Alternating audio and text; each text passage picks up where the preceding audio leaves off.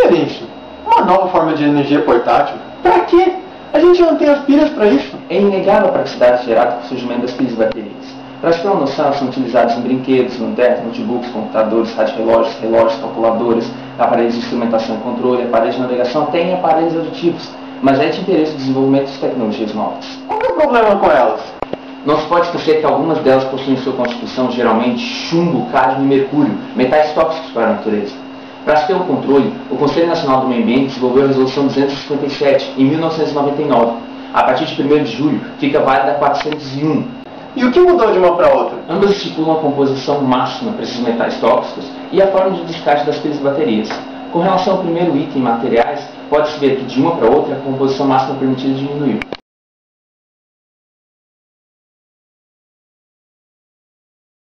Então houve uma melhora, não? Com relação ao descarte, praticamente nada mudou.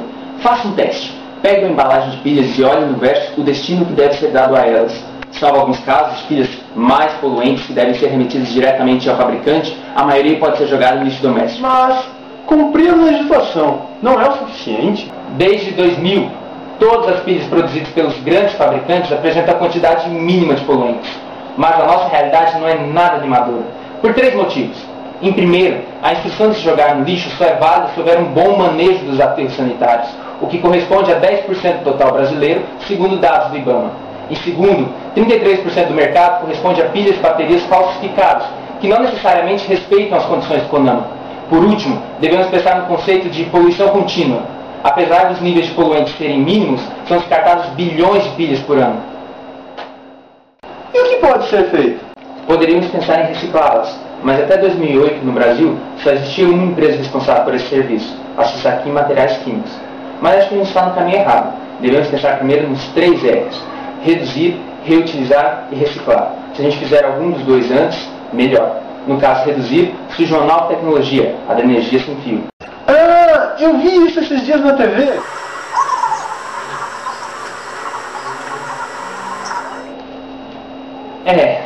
Mas sem ser ficção científica. De qualquer modo, energia sem fio não é uma ideia nova. Vamos ver o porquê e os tipos disponíveis. Nikola Tesla foi o primeiro a tentar. Chegou a construir uma torre de 57 metros, usando uma teoria semelhante ao primeiro tipo a ser apresentado. Desde abril desse ano, há a tecnologia de conexão indutiva. Semelhante ao mousepad, será capaz de enviar energia pelo ar a uma distância de alguns centímetros. Uma bobina energizada dentro do pad cria um campo magnético que carrega a corrente elétrica até a bobina no aparelho. Quem deve dominar essa área é a empresa americana Fulton Innovation com a tecnologia eCouple. Nela, as bobinas são ligadas a circuitos integrados que sabem se os equipamentos próximos a eles estão autorizados a receber carga ou mesmo se são objetos que precisam de energia. Portanto, não se preocupe, pois as chaves do carro não serão energizadas. Também, desde abril, a conexão via rádio funciona em distância de até 25 metros, mas é menos eficiente. A eletricidade é transformada em ondas de rádio que são passadas a colheitadeiras de energia, que as convertem em corrente elétrica de baixa voltagem. Dentro de 12 a 18 meses, surge a tecnologia White-Tricity, do professor do MIT, Marin Soliatic. Embora também utilize 2 bobinas, essas não têm de estar perto uma da outra, pois utilizam ressonância magnética. A única ressalva é que a bobina receptora deve ser sintonizada para corresponder à bobina que carrega. E qual é o efeito disso no meio ambiente?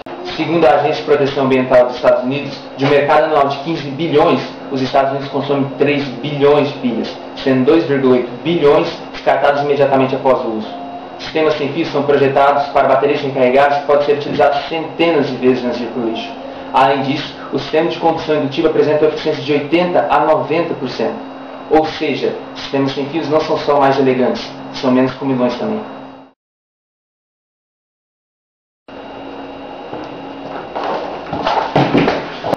No quesito materiais, podemos pensar numa redução ao eliminar os cabos, como a analogia com o quesito de poluição contínua citado anteriormente. Mas o engraçado são os picuinhos que estão sendo gerados com a concorrência. A Y-Power acusa a tecnologia eCouple de sofrer superaquecimento.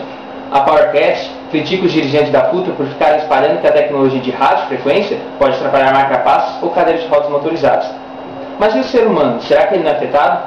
As empresas dizem que não, mas os céticos não acreditam. Afinal, apesar da tecnologia ser bela, devemos ser críticos e ficar exigindo pesquisas intermitentes acerca desse assunto. Muito obrigado pelas respostas, Terêncio. Lembrem-se, o poder é de vocês.